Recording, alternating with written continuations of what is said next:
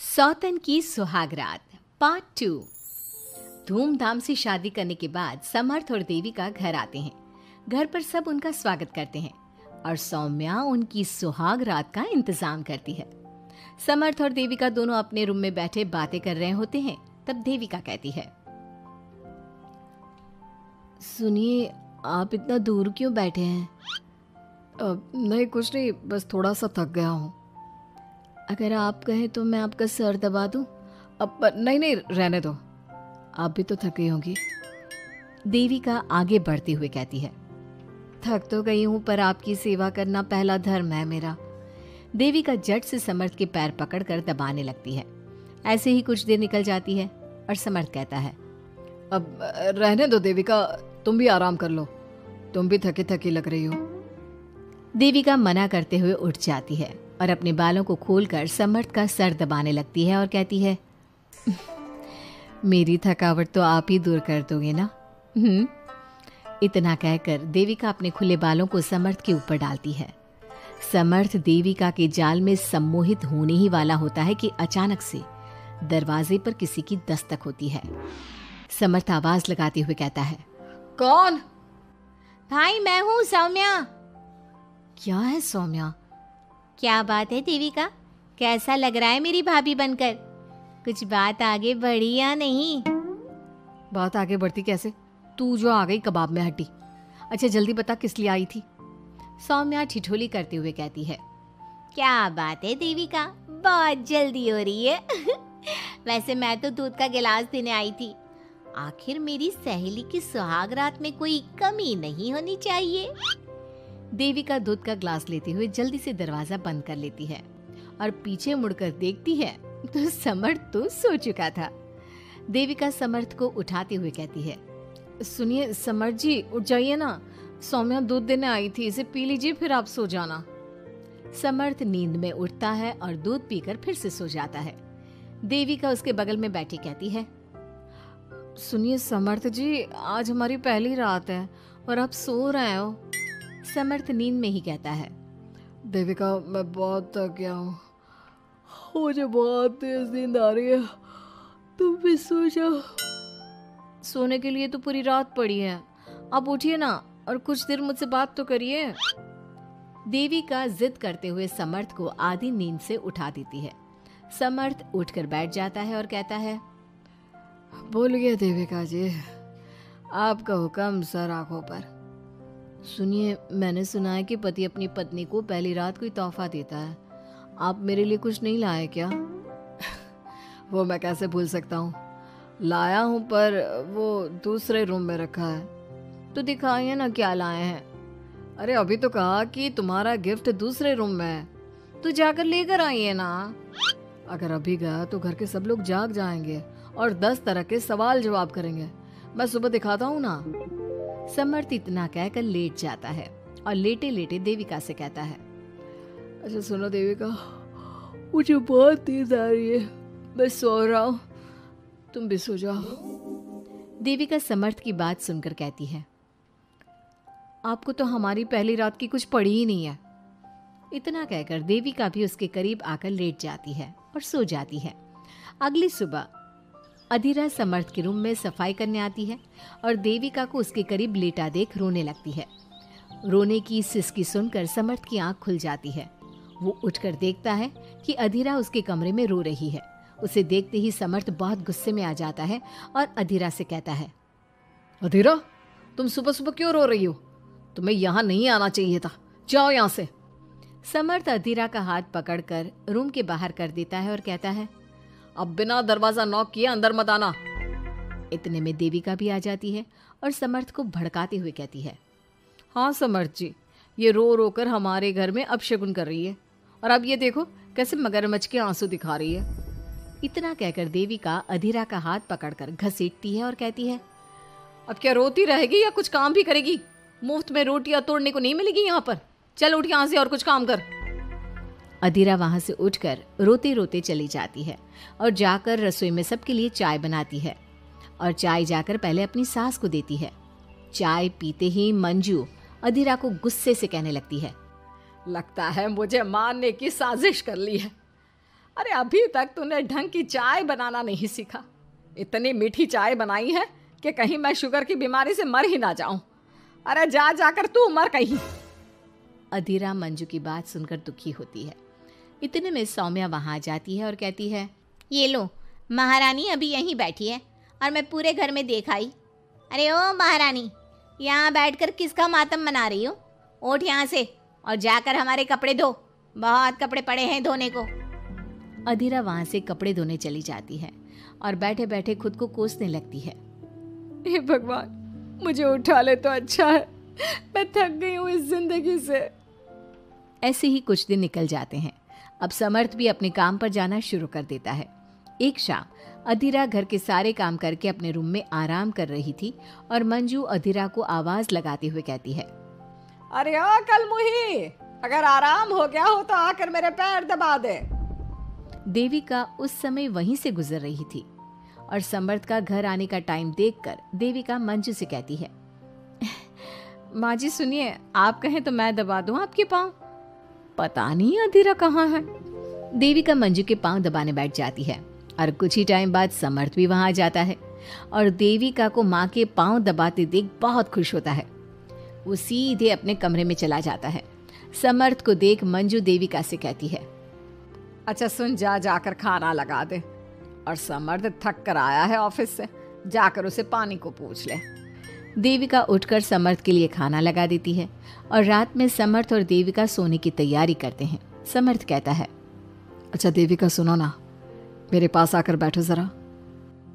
अरे पापा, मैं बहुत थक गई हूँ, मुझे नींद आ रही है। अरे आओ तो सही, आज तो मैं माँ के पाँव दबाते देखकर बहुत अच्छा लगा। अच्छा क्यों नहीं लगेगा भला?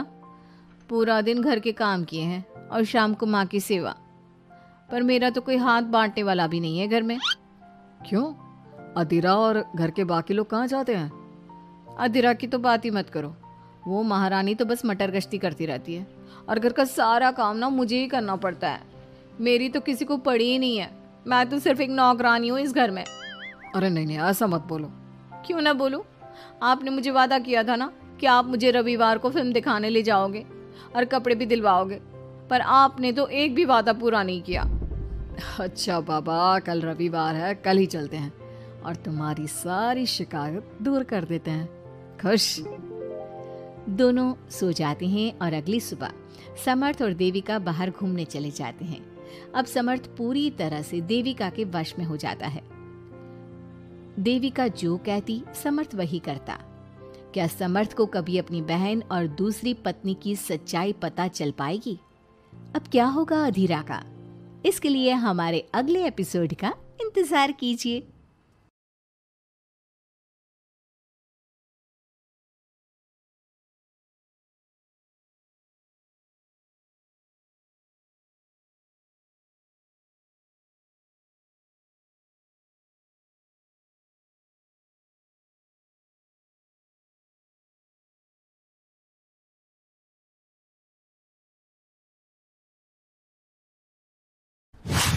उषा के दो बेटे थे, ऋषभ और सुनील। ऋषभ उसका सौतेला बेटा था। उषा हमेशा ही अपने सगे बेटे सुनील को ज्यादा प्यार करती थी। सुनील की शादी हो चुकी थी और ऋषभ की शादी भी निशा नाम की लड़की से हो जाती है। उषा सुनील की पत्नी कीर्ति को ज्यादा प्यार करती थी। एक दिन वो अपनी बहू कीर्ति के लिए साड़ी ले आती है। ये लो बहू, तुम्हारे लिए साड़ी लाई हूँ, कल पड़ोस की शादी में जाना है ना, तुम यही पहन कर चलना। तभी वहाँ ऋषभ आ जाता है। अरे माँ, तुम निशा के लिए साड़ी नहीं लाई? वो भी तो कल शादी में जाएगी ना? हाँ हाँ, वो भी जाएगी, पर उसके पास तो काफी साड़ी होंगी ना। अभी अभी तो शादी हुई है तुम दोनों की, तो उसी में से कोई पहन लेगी वो। ऋषभ ये सुनकर उदास हो जाता है। तब निशा कहती है, आप उदास क्यों होते हो जी?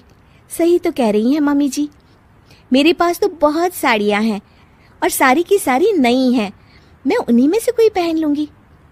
वो बात नहीं है निशा, माँ मेरे साथ तो सौतेला व्यवहार करती ही थी, पर मुझे लगता था कि मेरी पत्नी के साथ वो ऐसा कभी नहीं करेंगी, पर आज उन्होंने तुम्हारे साथ भी वैसा ही व्यवहार किया।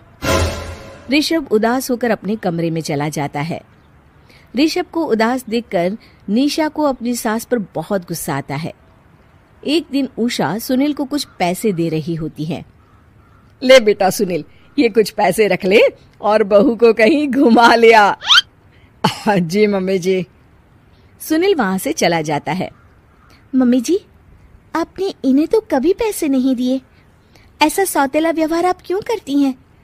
बहू, ये किस तरह से बात कर रही हो तुम अपनी सास से? कोई ऐसे सवाल करता है कि अपनी सासू से? सास, अरे जिस दिन से मैं इस घर में आई हूं ना, आपने तो मुझे अपनी बहू माना ही नहीं। हमेशा कीर्ति भाभी के लिए ही सब कुछ लाती हैं। मुझे तो आज तक आपने कुछ दिया ही नहीं। क्या मैं जानती नहीं कि आप ऐसा क्यों करती हैं? देख निशा, तू अपना काम कर समझी। मेरे से बहस करने की कोई जरूरत नहीं है। तभी वहां ऋषभ आ जाता है। निशा, माँ से ऐसे बात नहीं करते, तुम जाओ अपने कमरे में। हाँ हाँ, जा रही हूँ।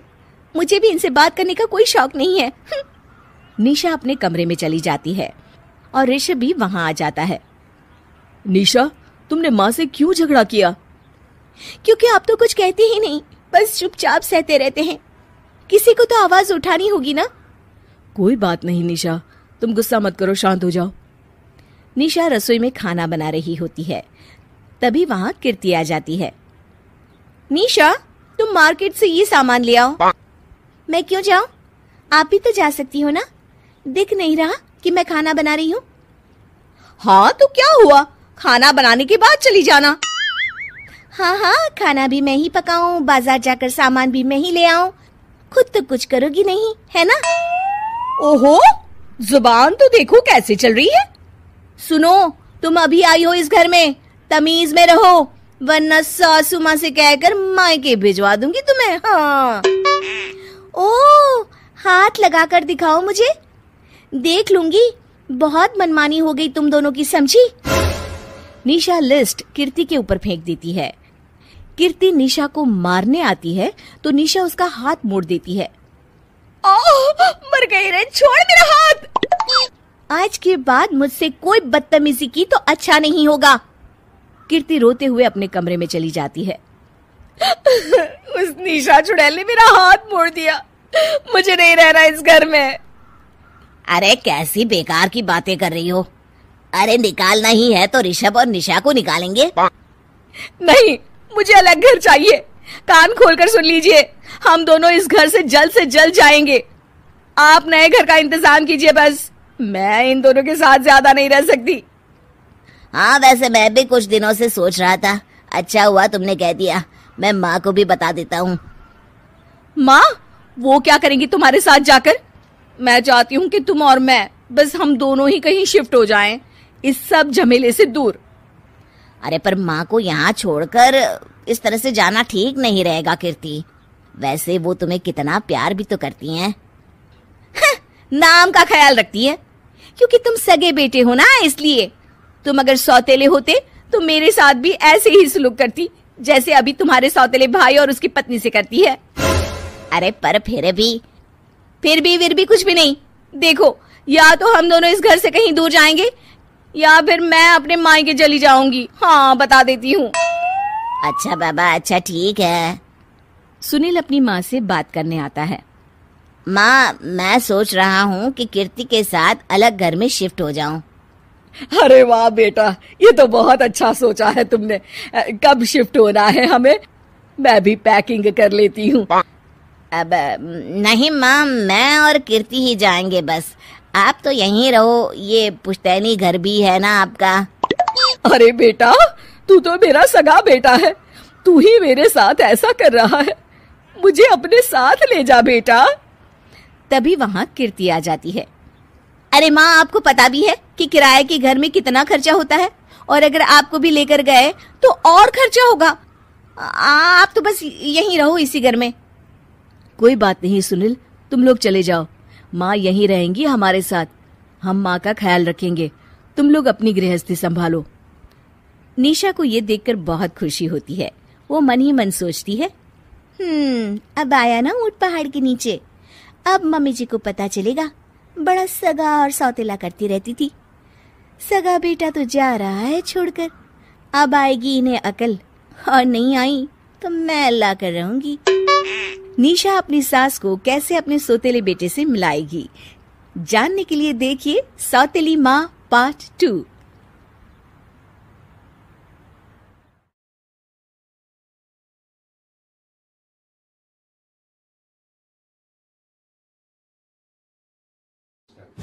उषा का सगा बेटा सुनील और बहू कीर्ति उन्हें उनके सौतेले बेटे के साथ छोड़कर जा रहे होते हैं।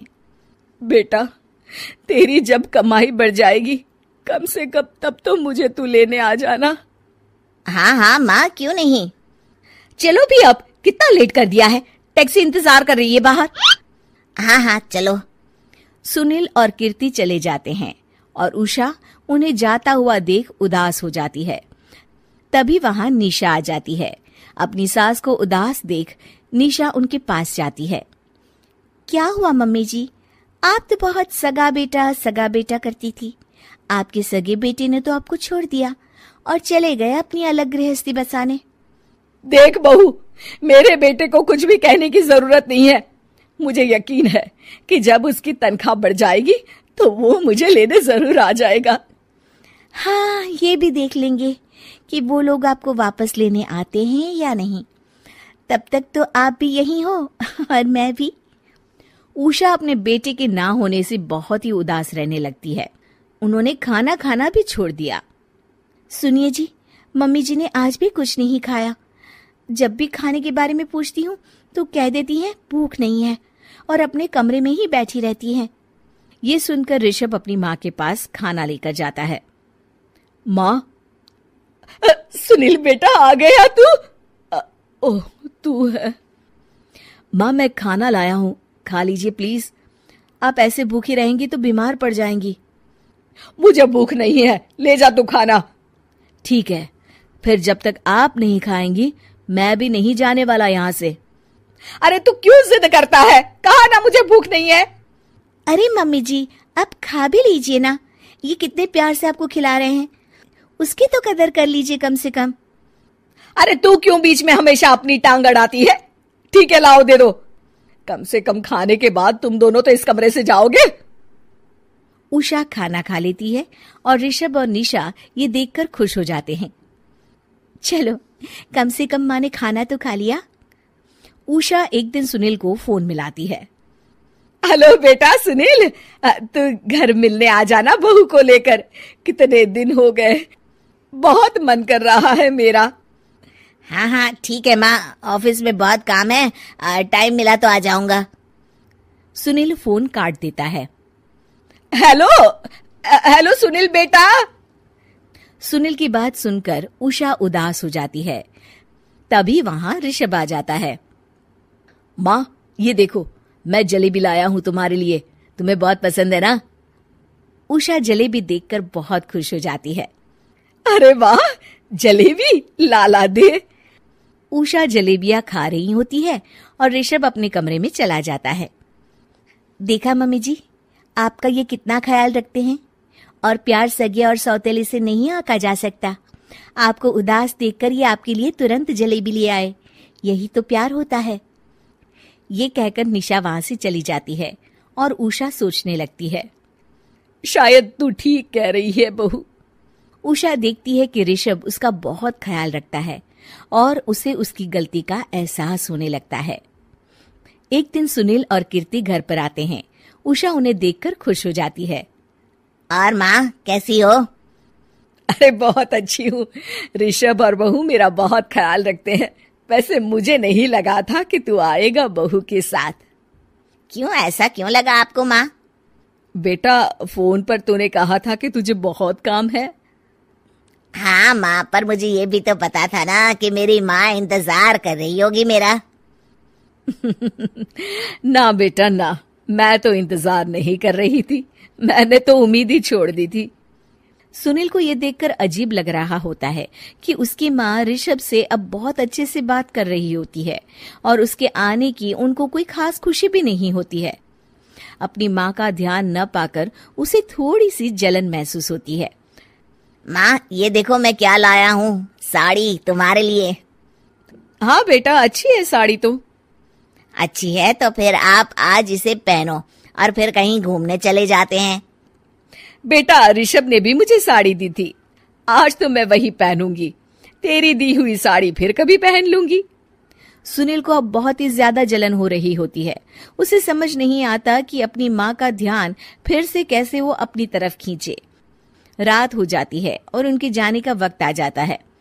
माँ, चलो अपना सामान बांधो और हमारे साथ चलो। कीर्ति ये सुनकर चौंक जाती है। ये क्या कह रहे हैं आप? हम सासू माँ को लेने थोड़ी ना आए थे। अरे तुम चुप हो जाओ। माँ, चलो जाओ, अपना सामान बांध लो। आप मेरे साथ आ रही हो, मैंने कह दिया तो कह दिया। अरे पर बेटा, तेरी तो तनख्वाह कम है, मैं तुझ पर बोझ नहीं बनना चाहती। अरे मुझ पर बोझ नहीं हो माँ, बस आप चलो ना, मैं लेकर ही जाऊंगा आपको।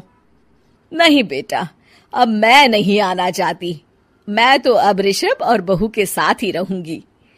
ये सुनकर ऋषभ चौंक जाता है। ये क्या कह रही हो माँ? हाँ बेटा, मैं कहीं नहीं जाने वाली अब। माँ, अब सच में नहीं जा रही?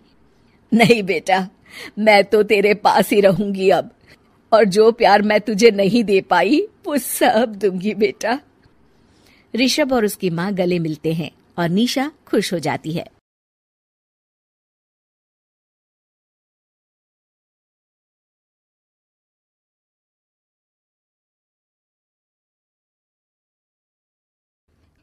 इस कहानी के पहले भाग में आपने देखा कि कैसे रति की शादी एक ऐसे घर में हो जाती है जहां उसकी सास सौतेली होती है और वो पूरे घर वालों को अपने इशारों पर नचाती है।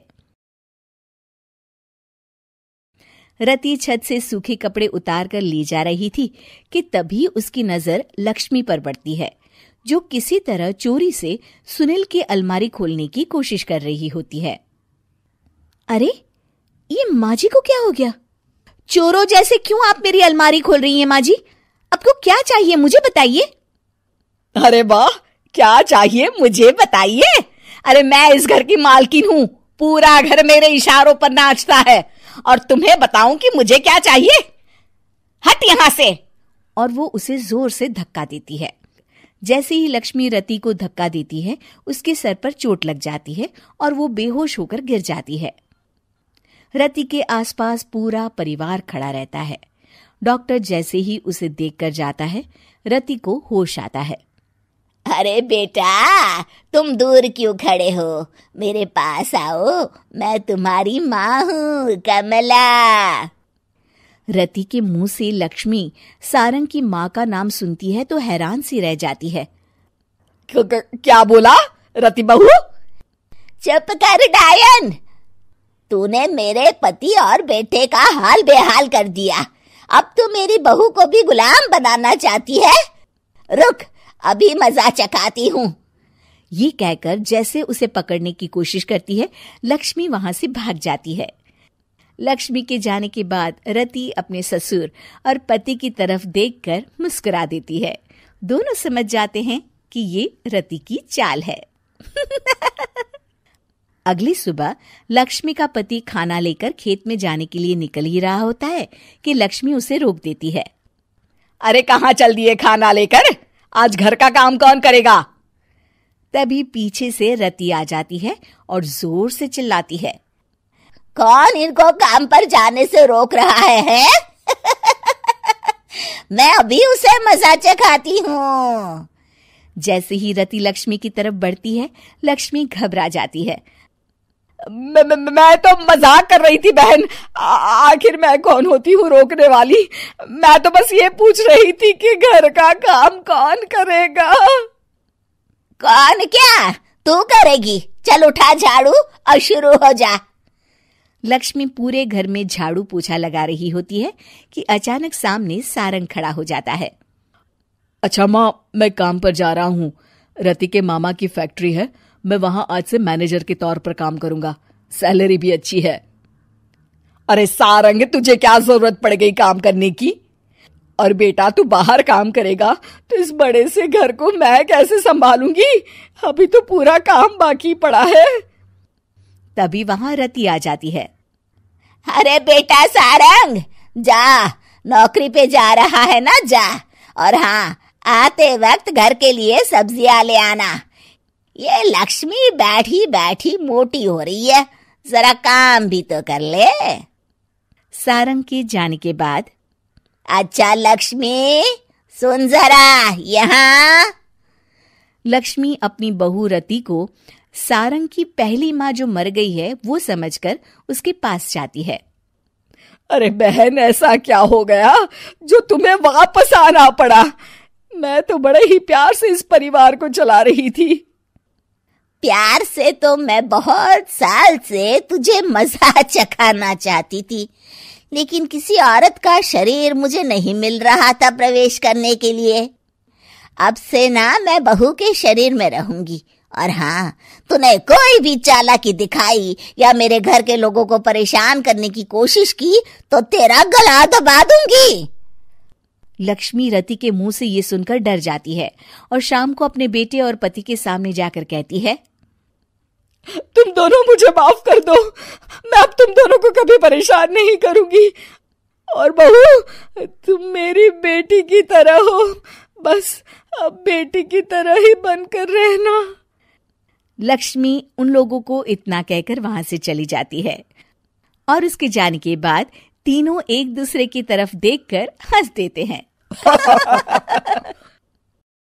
हे गाइस, उम्मीद है आप खुद को साफ और सेफ दोनों रख रहे हैं। बहुत जरूरी है हम सबका इस वायरस से बचना, जागरूक रहना और इससे जुड़ी हर खबर के बारे में पता होना। इसलिए हेलो लाया है fight against corona virus initiative, जिसके जरिए आपको इस वायरस से जुड़े हर सेफ्टी मेजर और हर खबर के बारे में रेगुलर अपडेट्स मिलते रहेंगे। Stay safe. Download the hello app now.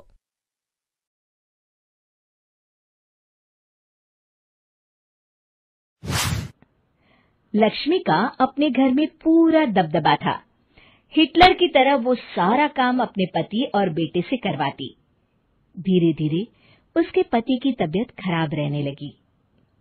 सुनो जी, अब आप बुजुर्ग हो गए हो, काम में भी अब हाथ आपके फुर्ती से नहीं चलते। अरे भाग्यवान, भगवान से डर।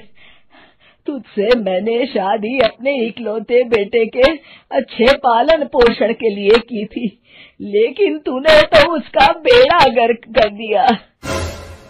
मैंने क्या किया? पढ़ाया लिखाया, अब नौकरी नहीं लग रही तो मैं कैसे जिम्मेदार हो गई? अब घर में बैठकर रोटी तोड़ रहा था तो मैंने कहा काम ही कर ले। एक तो भला करो और ऊपर से बातें सुनो। तभी सारंग वहां आ जाता है।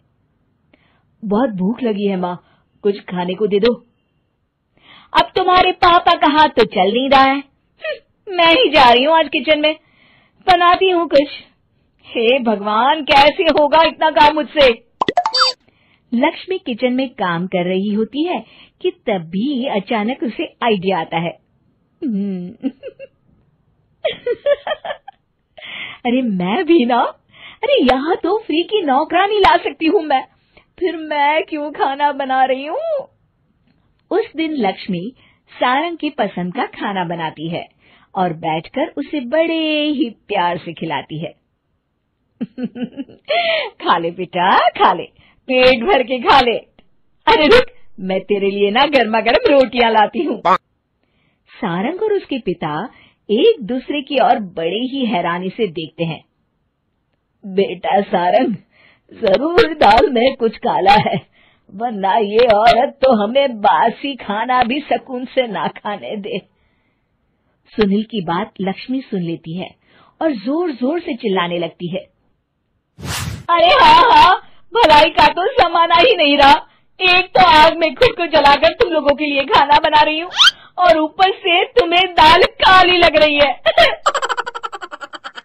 अरे माँ, पिताजी का ये मतलब नहीं था, तुम बुरा मत मानो।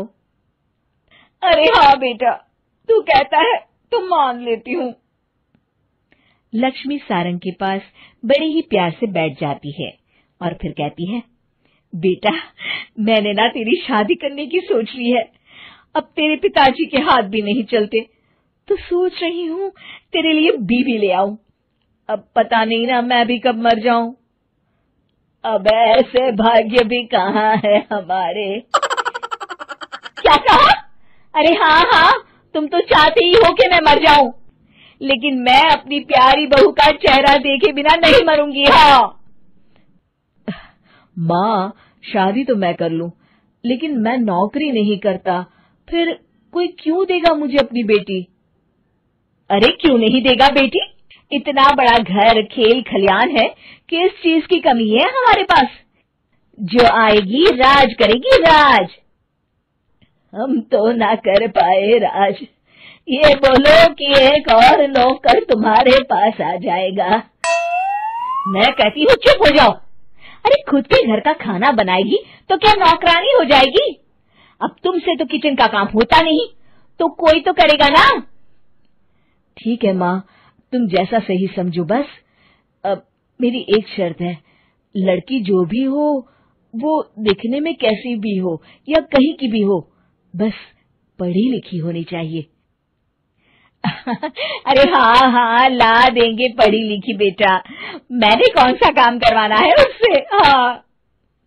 और फिर एक दिन पास के गांव की ही रति से सारंग की शादी हो जाती है। रति दिखने में बहुत ही सुंदर थी, साथ ही साथ काफी पढ़ी लिखी थी। रति को लक्ष्मी के सौतेले होने की बात पता नहीं थी। शुरू में जब रति ने सारंग को घर का काम करते देखा तो हैरान रह गई। अरे ये तो अच्छी बात है कि आप घर का काम करते हैं, लेकिन मैं तो घर में ही हूं ना, आप क्यों कर रहे हैं जी? जाइए, आप नौकरी के लिए अप्लाई कीजिए ना। तभी लक्ष्मी वहां आ जाती है। अरे रति बहू, करने दे उसे काम। और हाँ, मेरे घर के कुछ नियम है, कायदे हैं, यहाँ बीच में ना ही बोलो तो तुम्हारे लिए अच्छा होगा। रति को लक्ष्मी की बात कुछ अजीब सी लगती है। वो समझ नहीं पाती है कि वो ऐसा व्यवहार क्यों कर रही है, लेकिन उसे लक्ष्मी के सौतेले होने के बारे में कुछ पता नहीं चलता है। फिर एक दिन तो हद ही हो जाती है।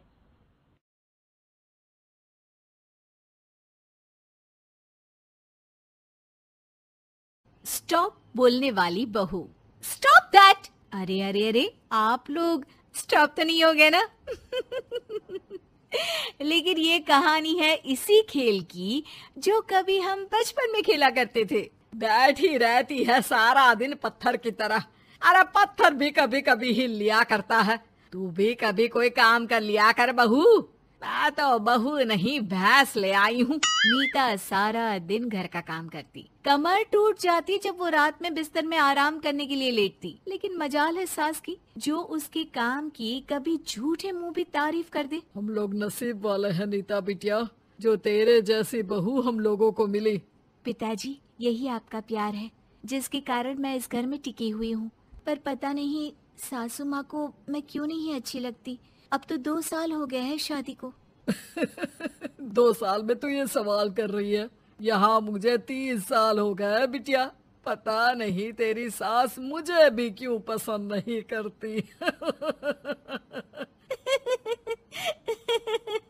फिर क्या, दोनों ससुर बहू खूब ठहाका लगा लगा कर हंसते हैं।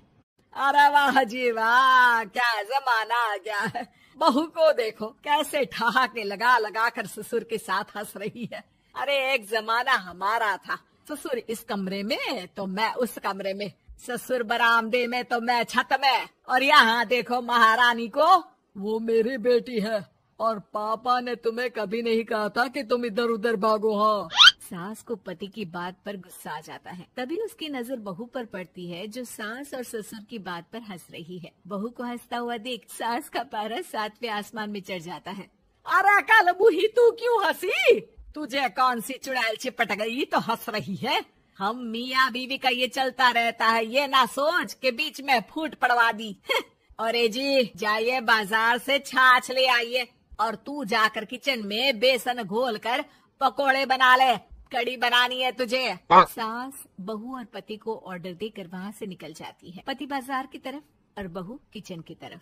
हाँ, सारा काम हो गया, अब बस आराम से टीवी देखूं। उधर सास, कढ़ी खाने का बिल्कुल मन नहीं था, लेकिन जब ये लड़की खी खी करके दांत दिखाती है तो गुस्सा आ जाता है। लगता है कि मुंह नोच लो इसका। तभी सास के कान में बहू के जोर जोर से हंसने की आवाज आती है। सास का पारा फिर 7वें आसमान में चला जाता है। सास कमरे में जाती है जहाँ बहू टीवी में सीरियल देख रही होती है।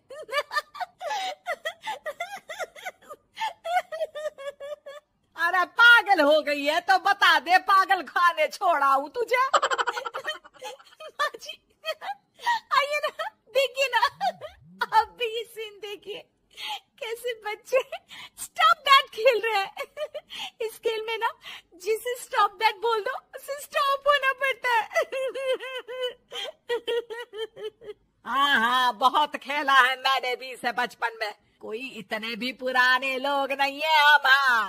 काश सासू माँ मैं भी ये खेल खेल पाती। सास को बहू की इस बात पर गुस्सा आ जाता है। यहाँ तो सारा घर फैला पड़ा है, रात के खाने की कोई तैयारी नहीं, और मैडम स्टॉप दैट खेलेंगी। हैं? अरे चल जाकर छत धो। बेचारी बहू जो अभी तक टीवी पर ठहाका मार रही थी, झाड़ू लेकर छत पर पहुँच जाती है। खुले आसमान के नीचे बहू भगवान की तरफ देखकर कहती है, हे भगवान, ये तो बता दो कैसे मेरे अंदर भी कोई क्वालिटी आएगी जिसे देखो जब देखो कुछ न कुछ सुनाकर निकल जाता है।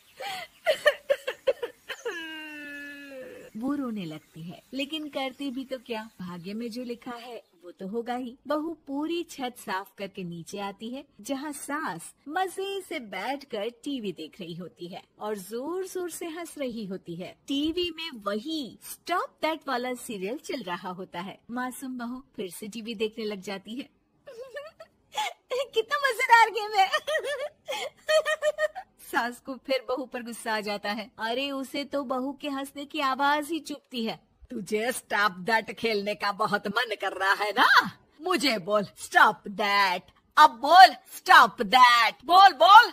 नहीं माँ जी, कैसी बात कर रही हैं? अच्छा तो फिर हंस क्यों रही है? अरे दम में तो बोल के दिखाना मुझे स्टॉप दैट। बहू सास के जोर देने पर जोर से गुस्से से बोल देती है, स्टॉप दैट। लेकिन ये क्या, सास तो मानो किसी भूत की तरह जम जाती है। मन तो कर रहा है कि ओवर ही ना बोलूं, लेकिन ये मानेगी तो नहीं ना। तभी डोरबेल बजती है और बहू सास को ओवर बोलना भूलकर दरवाजे पर चली जाती है। अरे कमला, तू क्या करने आई है? भाभी जी काम पर रख लो ना, बहुत जरूरत है पैसों की। मैं जानती हूँ, पर मेरी सास नहीं मानेगी ना। अरे पता नहीं भाभी कैसी सास है आपकी, इतना काम तो मैं 4 घर का नहीं करती जितना वो आपसे एक घर में करवा लेती है। बहू काम वाली से खड़े होकर तकरीबन आधे घंटे बात करती है और उसे विदा कर जैसे ही घर के अंदर आती है तो देखती है कि सास वैसी की वैसी ही खड़ी है। स्टॉप दैट, ये जो कह कर गई थी वो। अरे हाय, ये सासू माँ को क्या हो गया? अब ओवर बोलूंगी तो मेरी तो जान ही निकाल देगी। क्या करूँ मैं? बहू उनका हाथ पकड़कर बेड पर लिटा देती है और फिर कहती है, ओवर। क्या मेरे सर पर खड़ी रहेगी अब? क्या मैं आराम भी ना करूं? जा यहाँ से, बोला है ना कमरे में आया मत कर। जब देखो कमरे में घुसी रहती है, अलमारी को घुरती रहती है। अरे कुछ नहीं देने वाली, ज्यादा वहम में मत रहना, समझी? माफ करिएगा, मैं आपको कुछ बोलती नहीं हूँ। इसका मतलब ये तो नहीं है ना कि आप कुछ भी बोलती रहेंगी। अरे वाह जी वाह, स्टॉप दैट बोलते बोलते जबान भी खुल गई तेरी। हाँ, खुल गई और बोलूंगी भी। स्टॉप दैट, अब बोलो। लेकिन ये क्या, जैसे ही बहू ने बोला स्टॉप दैट, सास हो गई स्टॉप। हे भगवान, ये क्या हो रहा है सासू माँ? लेकिन बेचारी सास स्टॉप दैट में तो बोलती बंद हो गई उनकी। वाह जी वाह, लग रहा है कि अब सारा खेल मेरे हाथ में आ गया। बहू अब सास से स्टॉप दैट बोलकर कभी खाना बनवा लेती तो कभी घर साफ करवा लेती। अरे पता नहीं, मैं आजकल थकी थकी सी क्यों रहती हूँ। बीपी भी हाई रहता है, मन करता है सोई रहूं। और मैं डॉक्टर को लेकर आता हूँ। ये काम बहुत कर रही हैं, उम्र नहीं है आपकी इतना काम करने की। और ज्यादा काम किया तो मैं इतना कराऊंगी कि बस नाम की जिंदा रहेगी। बहुत जबान टपट टपट चलती है ना इनकी। ससुर जी समझ ही नहीं पाते कि क्यों उसकी बीवी की तबीयत खराब हो रही है। बहू शीशे के सामने कहती है, सारा काम हो रहा है, मजा ही आ गया। स्टॉप दैट होकर उनको पता ही नहीं चलता कि वो क्या कर रही हैं। अब तो जो चाहे जब चाहे सारा काम इन्हीं से करवाऊंगी।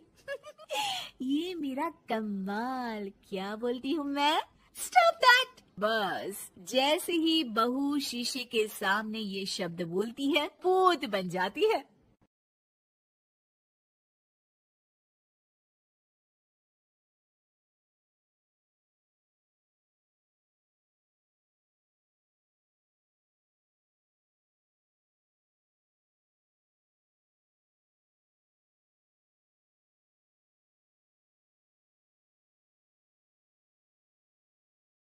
हाय बेचारी बहू। सरिता की शादी एक अच्छे परिवार में हुई है। उसका पति रोहन उसे बहुत प्यार करता है। घर में उसकी सास शांति और ननद मीनाक्षी भी है, जो सरिता के किसी काम में दखल अंदाजी नहीं करती। लेकिन फिर भी सरिता को ऐसा लगता है कि दुनिया की सबसे ज्यादा बेचारी बहू वही है और सबसे ज्यादा अत्याचार उसी पर हो रहा है। माँ जी, ये लीजिए आपकी चाय। अरे बहू, तूने इतनी ज्यादा चीनी क्यों डाल दी चाय में? हाय हाय माँ जी, मैंने तो उतनी ही मीठी बनाई है जितनी मीठी आपको पसंद है। माँ जी, आपको तो मेरे हाथ की चाय अच्छी ही नहीं लगती। जब देखो कुछ न कुछ कमी निकाल ही देती हो। अरे बहू, तू एक बात के पीछे ही पड़ जाती है। मैंने ऐसा कब कहा कि तू रोज चाय खराब बनाती है? सरिता अपने कमरे में चली जाती है और फोन उठाकर अपनी माँ से बात करती है। हेलो माँ, कैसी हो आप? क्या कर रही हो? मैं तो ठीक हूँ, पर तू बता तेरा मूड कैसा है? तेरी आवाज से लग रहा है कि कुछ तो हुआ है तेरे ससुराल में। अरे क्या बताऊँ माँ, यहाँ तो हर समय मेरे साथ बहुत बुरा व्यवहार होता है। मैंने अपनी सास के लिए इतनी अच्छी चाय बनाई, लेकिन मेरी सास चाय पीते ही मुझे 4 बातें सुना दी। बेटी, तू इतनी छोटी छोटी बातों पर ध्यान ही क्यों देती हो? तुम्हारी सास ने कुछ बोल भी दिया तो क्या हो गया, वो बड़ी है ना तुझसे। माँ ने इतना समझाया, लेकिन इस बात का सरिता पर कोई असर नहीं हुआ। अपनी बेचारी बहू की छवि वो बदलना ही नहीं चाहती। अगली सुबह सब नाश्ते के टेबल पर बैठकर नाश्ता कर रहे थे, तभी सरिता ने अपने पति से कहा, सुनिए जी, मुझे ना आज बाजार से कुछ सामान लेकर आना है। आज आप ऑफिस से आने के बाद मुझे लेकर चलना ना। भाभी, मुझे भी कुछ किताबें खरीदनी है। आप दोनों जा ही रहे हो तो मेरी किताबें भी ले आना। लो, अभी तो बात ही की है बाजार जाने की, तो एक फरमाइश आ गई। माँ जी, आप भी बता दो कुछ, और हाँ, मोहल्ले वालों से भी बोल दो अगर वो कुछ मंगवाना चाहते हो तो। बेचारी मीनाक्षी अपना सा मुंह लेकर रह गई। ये सब देखकर रोहन से चुप नहीं रह गया और वो गुस्से में बोला, सरिता, क्या हो गया है तुम्हें? मीनाक्षी ने तो सिर्फ किताबों के लिए बोला है। तुम्हें मीनाक्षी से इस तरह से बात नहीं करनी चाहिए। माफी मांगो उससे अभी। क्या? मैं माफी मांगू? दिन भर आपके घर के काम करूं मैं, आपकी और आपके घर वालों की बातें सुनूं मैं, और अब माफी भी मैं मांगू? ऐसा कभी नहीं हो सकता। ये बोलकर सरिता वहां से चली जाती है। एक दिन उनकी पड़ोसन घर आती है। अरे सरिता, क्या कर रही है? और क्या करूंगी भाभी जी, बस घर का काम ही कर रही हूँ। आप बताओ कैसे आना हुआ? अरे मैं तो तुम्हारा हालचाल पूछने आई थी, लेकिन तुम तो बिजी लग रही हो। कोई बात नहीं, मैं बाद में आ जाऊंगी। और क्या करूँ भाभी जी, जब से शादी होकर आई हूँ ना, बस काम ही कर रही हूँ। और इस घर में ना कोई मेरी कदर नहीं करता। पति है जो बस घर से ऑफिस, ऑफिस से घर। ननद को तो कॉलेज से फुर्सत नहीं। बची सास तो उनका सारा समय मेरी गलतियां निकालने में लग जाता है। अरे ये क्या कह रही हो सरिता? तुम्हारी सास तो पूरे मोहल्ले में तुम्हारी तारीफ करती फिरती है कि तुम बहुत अच्छी हो, पूरा घर तुम्ही ने संभाल रखा है। हाँ तो क्या हुआ, इसमें गलत क्या कहती है? सच्ची तो कहती है। मेरी मर्जी के बिना इस घर का पत्ता भी नहीं हिलता। शाम को जब रोहन घर आया तो उसने सबसे कहा, कल हम सबको मौसी जी के घर जाना है, उनकी बेटी की शादी है। सब अपनी अपनी पैकिंग कर लो, सुबह होते ही निकल जाएंगे। और सरिता, तुम कान खोलकर सुन लो, वहां जाकर किसी की बुराई भलाई शुरू मत कर देना, नहीं तो मुझसे बुरा कोई नहीं होगा। हाय हाय जी, आप तो ऐसे कह रहे हो जैसे मैं सुबह शाम सबकी बुराई करती फिरती हूँ। आज तक कोई कह नहीं सकता कि मैंने किसी की पीठ पीछे किसी के बारे में कोई बुरी बात बोली हो तो। अरे बस बहू, बात को और ज्यादा आगे मत बढ़ा। हमें सब पता है तो हमारे साथ क्या व्यवहार करती है। ये बात घर तक रखना, शादी में किसी को कुछ मत बोलना, नहीं तो सब कहेंगे कि शांति की बहू कितना बोलती है। हाँ हाँ, सब कुछ तो मैं ही बोलती हूँ ना। आप लोग तो हर समय फूलों की बारिश करते रहते हो मेरे ऊपर। सारी गलती मेरी है जो मैं इस घर में आई, सबका कितना ध्यान रखती हूँ, लेकिन फिर भी मेरी तो आप लोगों की नजर में कोई कदर ही नहीं है। अगली सुबह सब लोग मौसी जी के घर पर चले जाते हैं। वहां पर शादी का माहौल होता है, सब जगह चहल पहल होती है, बहुत सारे मेहमान आए हैं। सरिता को वहां बहुत अच्छा लग रहा है। वो अपने मन में सोचती है, यहाँ कितना अच्छा लग रहा है, कितनी रौनक है। मैं यहाँ किसी से ज्यादा बात नहीं करूंगी। अगर मेरे मुंह से कुछ ऐसा वैसा निकल गया तो रोहन जी तो मुझसे गुस्सा हो जाएंगी। सरिता ये सब सोच ही रही थी कि वहां रोहन की कजिन साक्षी आ गई और सरिता से बोली, आप सरिता भाभी हो ना? जितना आपके बारे में सुना था आप तो उससे भी ज्यादा सुंदर हो। हाँ वो तो है, मेरी सुंदरता की तारीफ सब करते हैं। मेरे मायके में तो सब यही बोलते हैं कि रोहन जी की किस्मत बहुत अच्छी है जिन्हें मैं मिली। लेकिन आप कौन है? मैंने आपको पहचाना नहीं। मैं रोहन भैया की कजिन हूँ। आपकी शादी पर नहीं आ पाई थी ना, इसलिए आप मुझसे मिली नहीं कभी। शांति मौसी और मीनाक्षी आपकी बहुत तारीफ करते हैं। क्या कहा तुमने? मेरी तारीफ? कभी नहीं। मेरे ससुराल वाले कभी मेरी तारीफ कर ही नहीं सकते। मैं इतनी अच्छी हूँ, मेहनती हूँ, लेकिन उन्हें तो मेरी कदर ही नहीं। सारा दिन घर का काम करती हूँ, फिर भी मेरी सास ना मुझे सुनाती रहती है, और पति भी मेरी सास की साइड लेते हैं। ना कभी बाहर ले जाते हैं, ना कहीं घुमाने। अगर घुमाने के लिए कभी बोल भी देना तो उनकी बहन बीच में आ जाती है। मैं कैसे रह रही हूँ उस घर में ये मैं ही जानती हूँ। सरिता की ये बातें सुनकर साक्षी को बड़ी हैरानी हुई। अब वो हर किसी के सामने अपनी बढ़ाई और ससुराल वालों की बुराई करने लगी। रोहन और शांति को सरिता पर बहुत गुस्सा आया, लेकिन वो चुप रहे। अगले दिन जब वो अपने घर पर आए, सरिता, तुमने क्यों सबके सामने मेरी इज्जत का तमाशा बनाया? तुमसे बोला था ना कि चुप रहना। अजी ऐसा भी क्या कह दिया मैंने जो इतना भड़क रहे हो? तुम जहां जाती हो अपना रोना शुरू कर देती हो, कभी किसी दूसरे की बात ही नहीं सुनती, बस अपनी कहती रहती हो। तुमने सबके सामने हमारा तमाशा बनाकर रख दिया है। हे भगवान, मुझे अपने पास बुला ले। जिस घर में मेरी कदर ही नहीं उस घर में मेरा क्या काम? अरे क्या करूंगी मैं यहाँ रहकर? जो भी आता है मुझे सुनाकर चला जाता है। मैं तो किसी से कुछ नहीं कहती। सीधी सादी बहू मिल गई है ना सबको, तो जो जी में आए वो करो। सरिता ने अपने आगे किसी को कुछ बोलने ही नहीं दिया, और उस दिन भी उसने सबके सामने खुद को बेचारी बना ही दिया। अगले दिन मीनाक्षी कॉलेज के लिए लेट हो रही थी, इसलिए वो हर काम जल्दी जल्दी कर रही थी। अपना नाश्ता लेने किचन में गई और पतीले में रखे गरम दूध को गिलास में डालने लगी। दूध का पतीला उसके हाथ से छूट गया और गरम गरम दूध उसके हाथ पर गिर गया। ओए माँ, हाय मेरा हाथ, माँ मेरा हाथ जल गया। मीनाक्षी की आवाज सुनकर सरिता दौड़ती हुई आई। ये क्या किया तुमने? तुम्हें नाश्ता चाहिए था तो मुझसे बोल देती, मैं क्या मना करती थी? अब पता नहीं कितने दिन की मुसीबत पाल ली तुमने। सरिता मीनाक्षी को उसके कमरे में ले गई और उसका बहुत ख्याल रखा। उसका इस तरह से ख्याल रखना शांति और रोहन को थोड़ा अजीब लगा। माँ, सरिता के दिमाग का भी कुछ पता नहीं। कल शादी में सबको इतना कुछ बोल कर आई है हमारे बारे में, और अब मीनाक्षी की कितनी अच्छी देखभाल कर रही है। ये ऐसा क्यों करती है? बेटा, तेरी बीवी की ना आदत हो गई है सबके सामने खुद को बेचारी दिखाने की, और आदत इतनी जल्दी नहीं बदलती। जब ये बोलना शुरू करती है तो रुकने का नाम ही नहीं लेती, इसलिए इसे पता ही नहीं चलता कि ये किसके सामने क्या बोली जा रही है। लेकिन दिल की बहुत अच्छी है। हमें भी अपना दिल बड़ा करके ये जैसी है इसे स्वीकार करना चाहिए।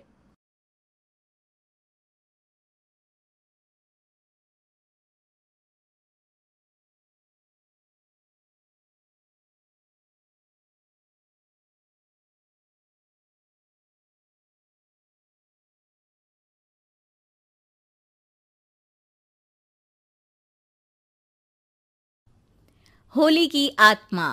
बचपन से शहर में रहने वाला मनोज इस साल होली की छुट्टियों में अपने गांव दुर्गापुर वापस आता है, जहां उसे देख पूरा गांव खुशी से झूम उठता है। जब गया था तब इतना सा था और अब देखो कितना बड़ा हो गया है। हाँ सरपंच जी, जब मैं गया था तब आप भी बहुत जवान थे और अब देखो कितने बूढ़े हो गए हैं आप। चला चलो, बढ़िया है, बच्चा घर वापस आ गया। इसी खुशी में आज रात पार्टी होगी। क्या बात है, गांव में भी पार्टियां होने लगी। वैसे अगर पार्टी की बात है तो आज क्यों सीधा होली पार्टी करते हैं। होली पार्टी की बात सुन चहल पहल में अचानक सन्नाटा छा जाता है, जिसे देख मनोज को कुछ अजीब लगता है, लेकिन तभी सरपंच बात पलट देता है। अब बहुत देर हो गई, चलो सब अपने घर चलो, पार्टी के बारे में कल सोचेंगे।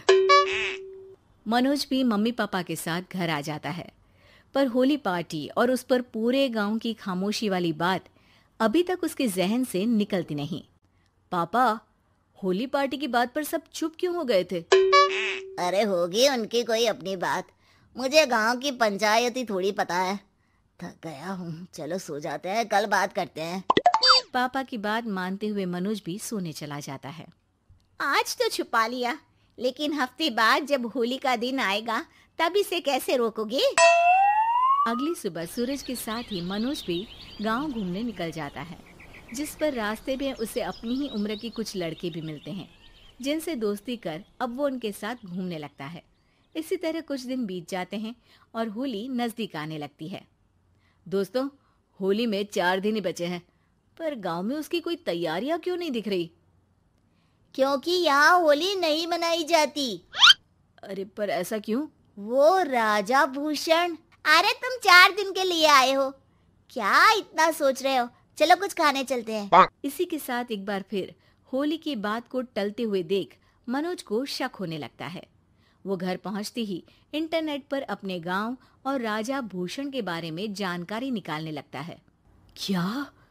मुझे आज तक ये नहीं पता था। ऐसा कैसे? किसी ने मुझे कुछ बताया क्यों नहीं?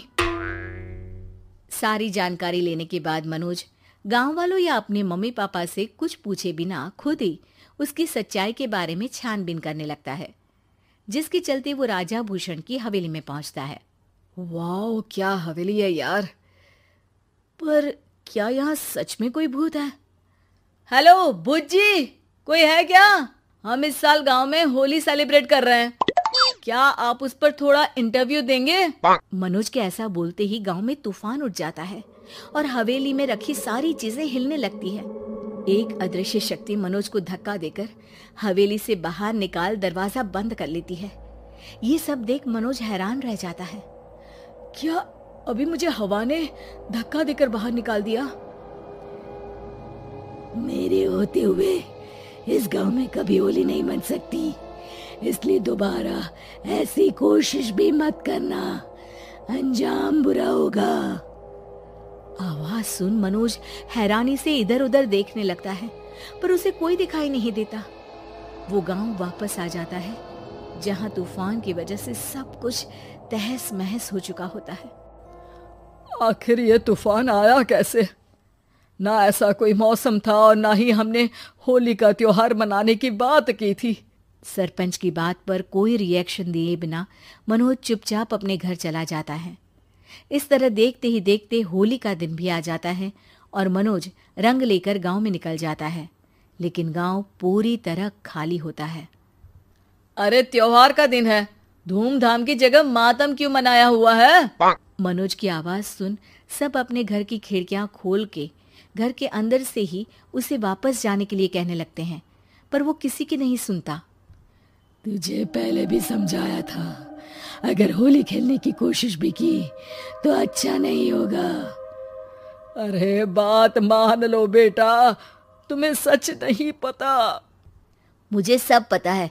सालों पहले इस राजा ने एक अंधविश्वास फैलाया और आप लोग आज तक उसे मानते आ रहे हो। अरे बेटा, जब तुम पैदा भी नहीं हुए थे उससे भी बहुत पहले से इस गांव पर होली का श्राप है। अगर गांव में होली का त्योहार मनाया जाता है तो प्रलय आना पक्की बात होती है।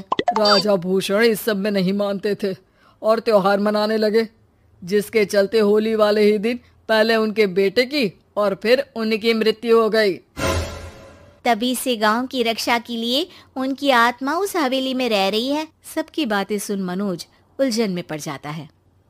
सोचना भी मत मनोज, अगर तुमने इस परंपरा को तोड़ने की कोशिश भी की तो उसका परिणाम इस गांव और गांव के लोगों के लिए अच्छा नहीं होगा। मुझे भी यकीन नहीं हो रहा कि आप लोग एक बेतुकी बात को मानकर सालों से रंगों के त्योहार को मातम की तरह मनाते आ रहे हो। मनोज किसी की कोई बात ना मानते हुए पूरे गांव में रंग बिखेर देता है, जिसके तुरंत बाद वहां तूफान के साथ बिजलियां गरजने लगती है। अचानक मौसम में ऐसा बदलाव देख जहां मनोज कंफ्यूजन में आ जाता है, वहीं गांव वाले डर से सहम जाते हैं।